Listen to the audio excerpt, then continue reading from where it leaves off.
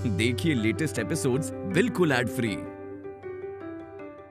Bharat Ratna doctor Bhimrao Ambedkar को कोटि कोटि नमन। ये कार्यक्रम डॉक्टर भीमराव अंबेडकर के जीवन पर आधारित है, जहां भारत की जनता के प्रति उनकी योगदानों को पूरी सजगता से चित्रित और रेखांकित करने का प्रयास है। कार्यक्रम में दिखाई गई घटनाएं लब्ध प्रतिष्ठ पुस्तकों से ली गई हैं। इस कार्यक्रम के जरिए चैनल की ओर से एक विश्वसनीय, सजग और सकारात्मक प्रयास है कि डॉक्टर बाबा साहेब भीमराव अंबेडकर के जीवन की संघर्ष यात्रा एवं गौरव गाथा पूरे आदर के साथ घर घर पहुंचे और उनके योगदानों से सभी संपूर्णता में परिचित और आह्लादित हों।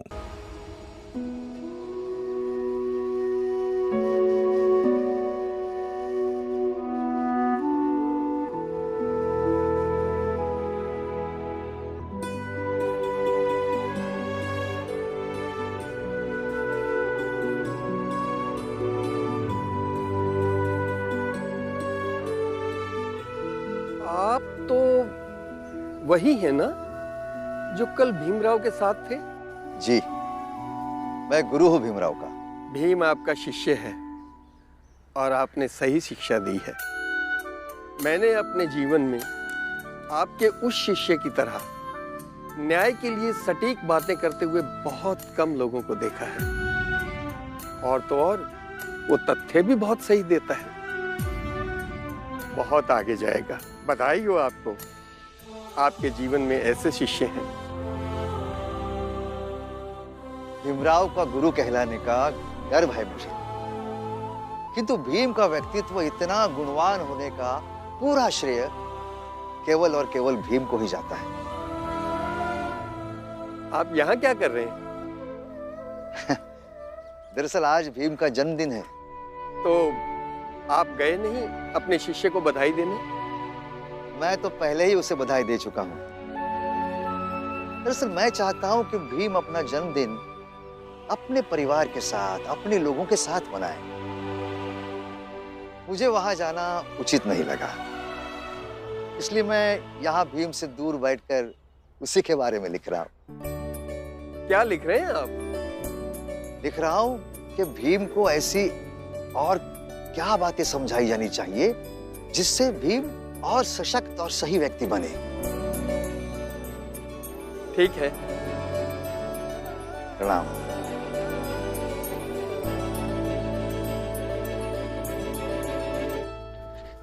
भीम भैया, मेरी तरफ से आपको ये जन्मदिन का उपहार।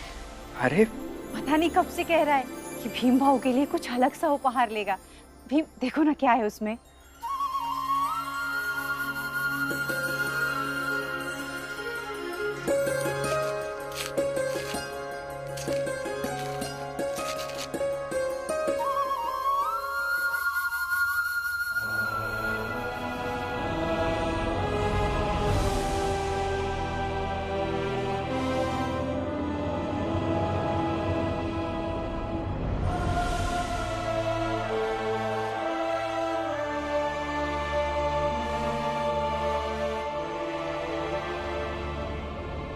जल्दी जल्दी हाथ चलाओ, कई किताबें भेजनी भी है।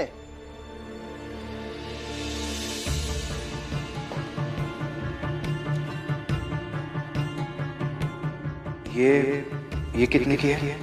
2 रुपए की। क्या हुआ, बहुत महंगी है, खरीद नहीं सकते? तो चले क्यों आते हो महंगी किताबें खरीदने? अब जाओ, निकलो यहाँ से।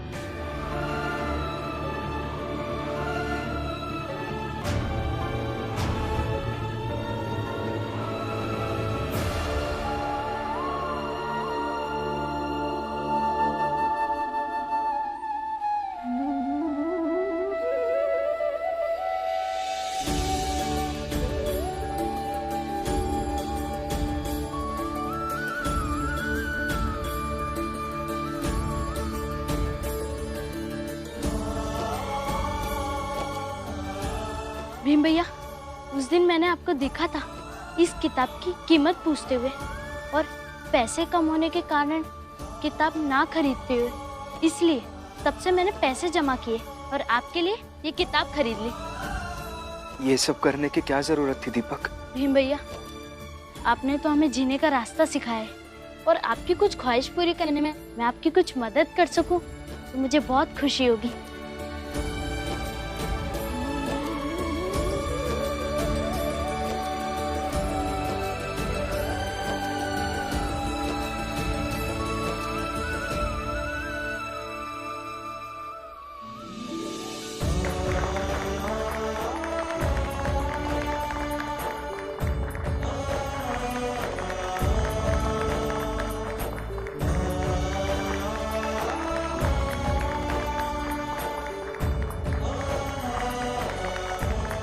Thank you.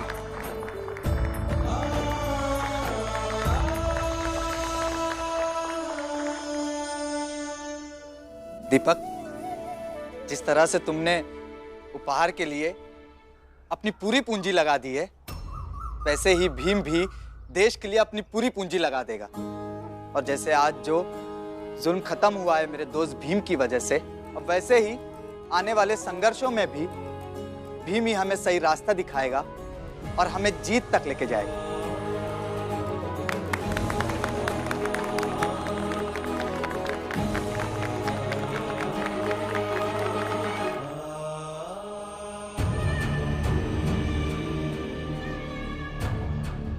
बाबा, तब से आप शांत हैं, कुछ कहिए ना। बाबा, ऐसे हार तो नहीं मान सकते ना।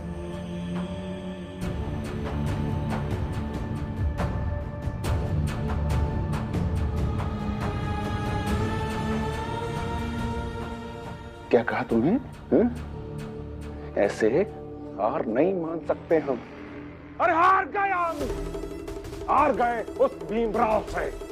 जीवन में पहली बार किसी से हारा हूं मैं, और ये सब तुम दोनों निकम्मों की वजह से।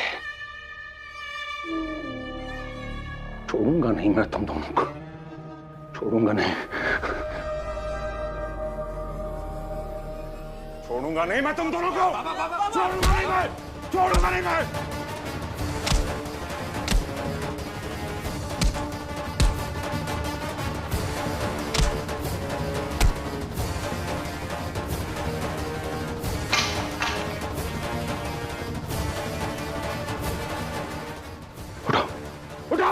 उठाओ नहीं तो और मारूंगा मैं। उठाओ। अब मेरी बात ध्यान से सुनो। हमें हमारे ताकत के बल पर लड़ना होगा। अरे बहुत सी कमजोरियां हैं इनमें। ये छोटी जात वालों के जीवन में सब कुछ सूखे पत्तों से बने घर की तरह होता है। एक चिंगारी जला दें, हवा से उड़ा दें, कहीं से भी बस एक फूंक मारने की देरी है, सब कुछ बिखर जाएगा उनका। अब तुम दोनों इसी तरह दर्द से कराहते रहो, तब तक कराहो जब तक कि तुम दोनों मुझे ये बता नहीं देते कि सूखे पत्तों से बने भीमराव के उस जीवन को कैसे तहस नहस कर सकता हूं मैं।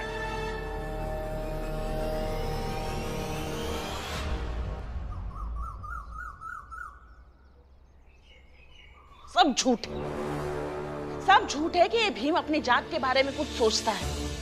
और ये केलुस्कर गुरुजी भीम के साथ साथ मुझे भी बेकार का ज्ञान दे रहे थे। उन्हें क्या पता नौकरी जाने की तकलीफ क्या होती है। लेकिन नहीं, सब गलत, सब गलत। बस भीम का जन्मदिन मनाना सही।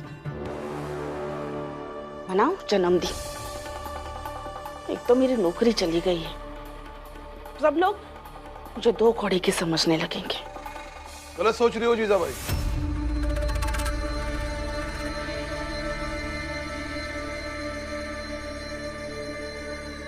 गलत सोच रही हो।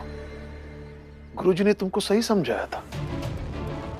जैसे गुरुजी बाकी लोगों को सही रास्ते पर चलने की शिक्षा देते हैं, सलाह देते हैं, वैसे ही तुम्हें समझाया था। और हाँ जीजा भाई, तुम्हें कोई दो कौड़ी की नहीं समझता। देखो जीजा भाई, तुम भीम को पसंद नहीं हो ऐसा नहीं है, बल्कि भीम को मेरी दूसरी शादी करना ही पसंद नहीं था। इसलिए तुम्हारी जगह कोई और होती तो भीम का व्यवहार उसके साथ वैसा ही होता जैसा तुम्हारे साथ है। लेकिन ये सब आज क्यों समझा रहे हैं आप मुझे? बताता हूं।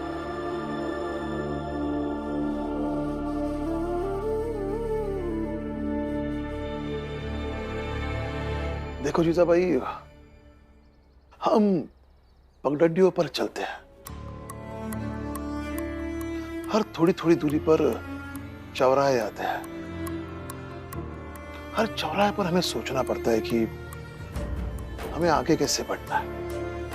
ये अपना जीवन भी एक पगडंडियों की तरह है और यहां भी थोड़ी थोड़ी दूरी पर जाने पर हमें सोचना चाहिए कि हमें आगे कैसे बढ़ना है। और आज तुम्हारे जीवन में ऐसा ही एक चौराहा आया है। सोचो जीजा भाई कि तुम्हें आगे कैसे बढ़ना है। जैसे पहले भीम से नफरत करती थी वैसे, या फिर भीम के जन्मदिन पर अपने जीवन की नई शुरुआत करके जिएगी। सोच के बताओ जीजा भाई, आराम से बताओ। मैं यही तुम्हारे सामने बैठा तुम्हारे फैसले का इंतजार कर रहा हूं।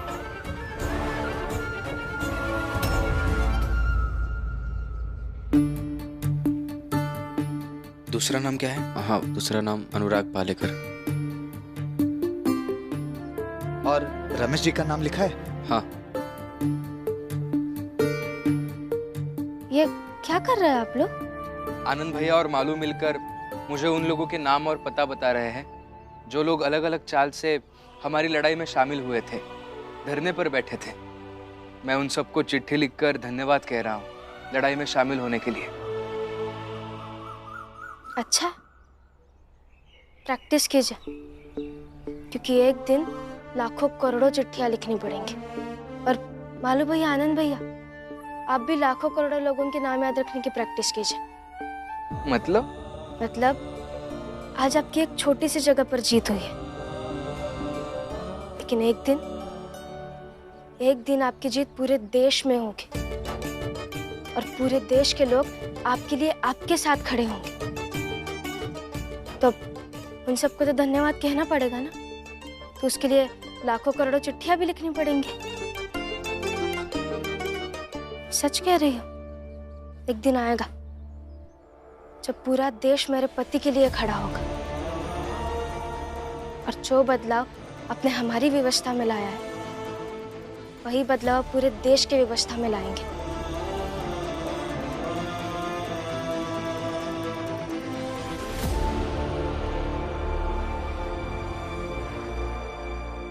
बताओ जीजा भाई, क्या फैसला लिया? किस रास्ते पर आगे बढ़ना चाहोगे?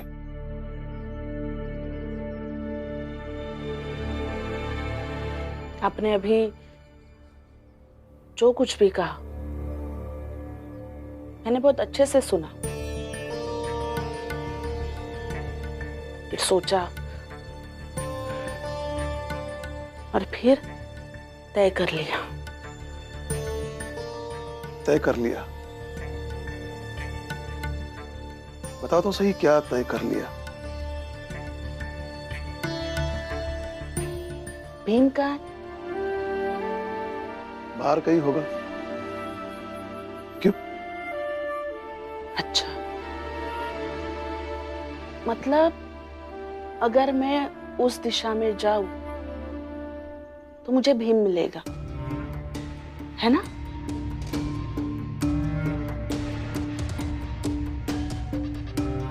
तो क्या है ना, उस दिशा में मैं कभी जाऊंगी ही नहीं। जिस रास्ते पर आगे जाकर मुझे भीम मिले उस रास्ते पर ये जीजाबाई कभी नहीं जाएगी।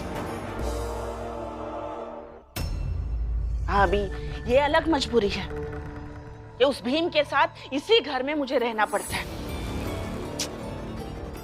रुको जीजाबाई,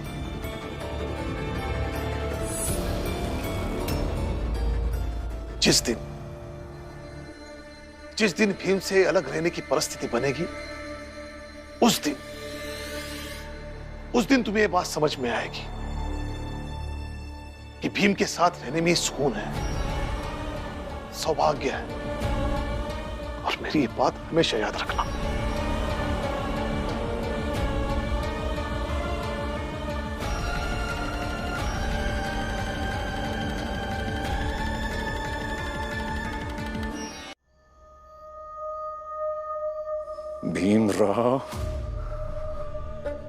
भीमराव, ऐसे नहीं जी सकता है तू।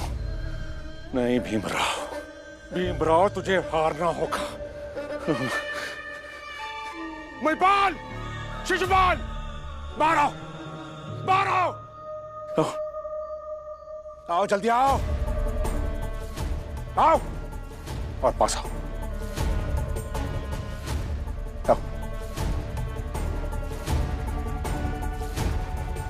सुबह से रात हो गई। बोलो बोलो, क्या सोचा है तुमने उस भीमराव के बारे में? बोलो। बाबा, एक चीज समझ आई है। क्या? बोल बोल।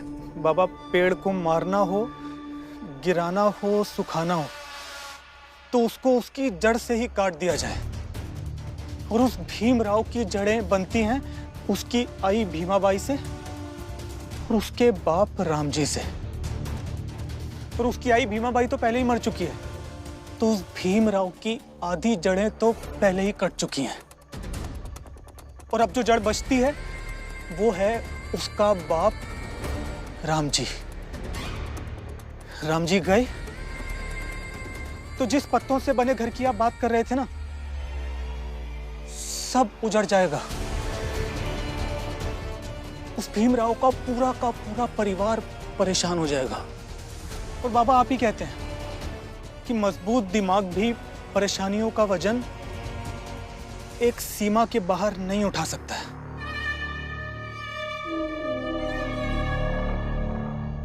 सही है, सही है ये। तो खोदो उसकी जड़ को।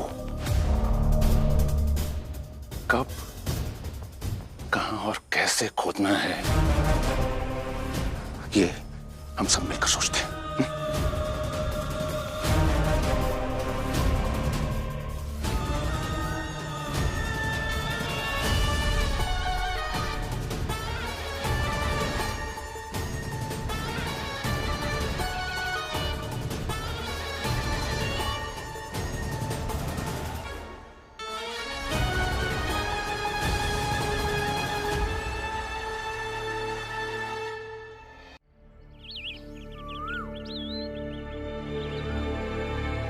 भीमराव, तुम्हारे गुरुजी से मिला था, थोड़ी बातें हुई तुम्हारी और लगा कि तुम सच में बहुत योग्य हो, इसलिए खुद तुम्हारे पास आ गया सरकारी फैसले लेकर।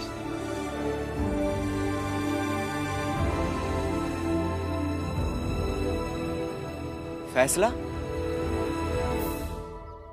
कौन सा सरकारी फैसला? यही कि तुम एक व्यक्ति का नाम बताओ जो हर सामाजिक सभा में तुम्हारी जाति की ओर से भाग लेगा।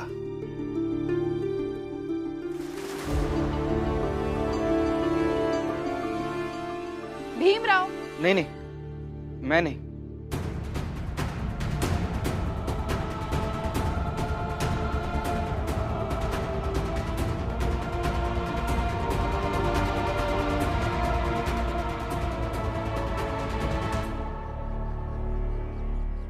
मालू।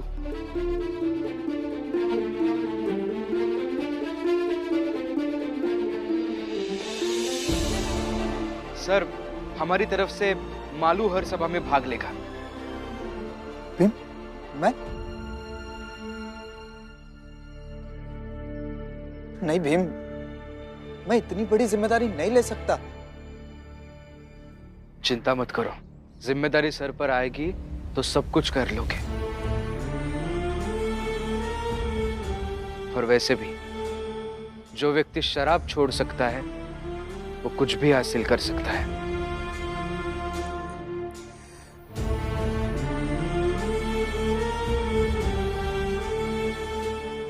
सर, हमारी तरफ से मालू फाइनल।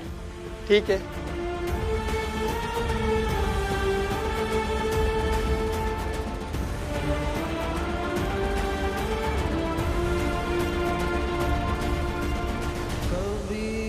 संगति साध की कड़े न निर्फल होई, चंदन होसी बा